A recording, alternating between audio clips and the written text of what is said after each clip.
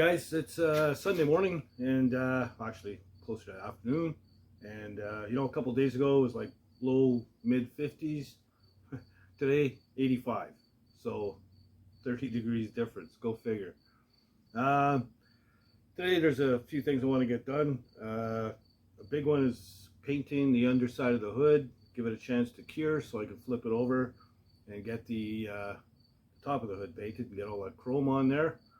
So yeah, get the underside of the hood painted and the rims painted as well, and then I'll just see what else I have on my list and cross things off. So yeah, stick around.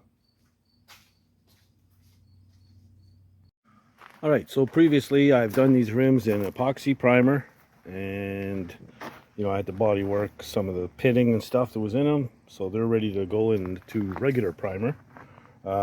I only have to do the outside face of the rims with the primer. You can paint right over the epoxy. There's no problem there at all. So yeah, we'll get primer on these things, and they'll be ready for a final sand and paint. So yeah, I'll go ahead and mix up a batch, give these a shot, and that'll be done for that for now until it hardens up and is ready to sand. Okay, so before I go ahead and spray primer, in the last video I showed I had gotten solder all the way down the finished bars of the grill, and I was worried about getting it off. So here's a cool little trick for you. Tuck tape. This stuff is sticky as shit, and so I just take a little piece off and fold it up against itself, and then I just tapped it on the solder like so, and there it is. Came right off. Not a mark on the grill. So yeah, very cool tip. If you ever get solder on your fresh paint, it'll come off. Just you know, be careful trying to keep it just touching the solder, not the paint. You don't want to peel the paint off too. So yeah, it works pretty cool. Let's do this.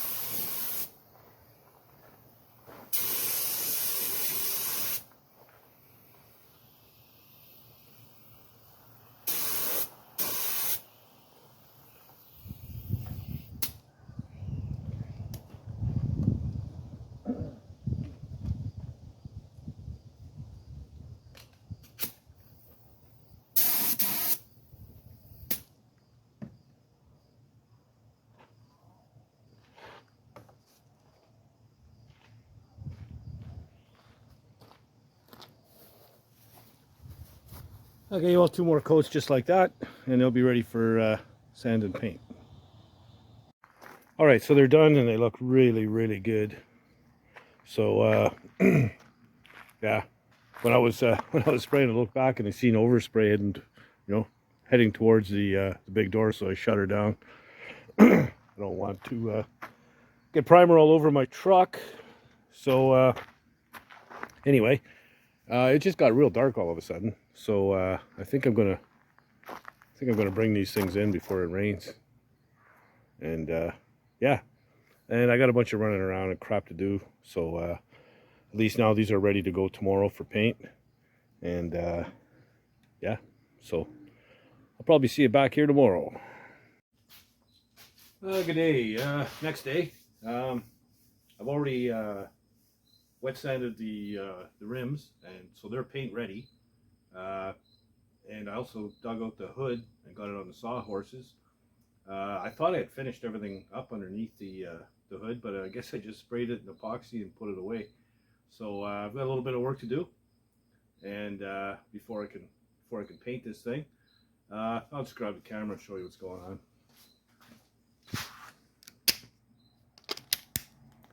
So anyhow, yeah, so I put the rooms back outside to make sure they're good and dry, put them out in the sun. So like I said, they're paint ready. Over here, I've got a broken bolt here. Where is it? Well, you can see it there. So anyway, I got to drill that out. Part of the hinge mechanism bolts up to these, and if you don't have all the points bolted up, you know, these little arms here, these deals here. So if not everything's bolted up or attached, you'll never close your hood properly. So yeah, I got to drill and tap that. But first I had to sharpen some drill bits. Seemed every freaking one I picked up was dull as hell. So anyway, I started on it, and I'm gonna finish drilling that out. Okay, so I drilled and tapped it.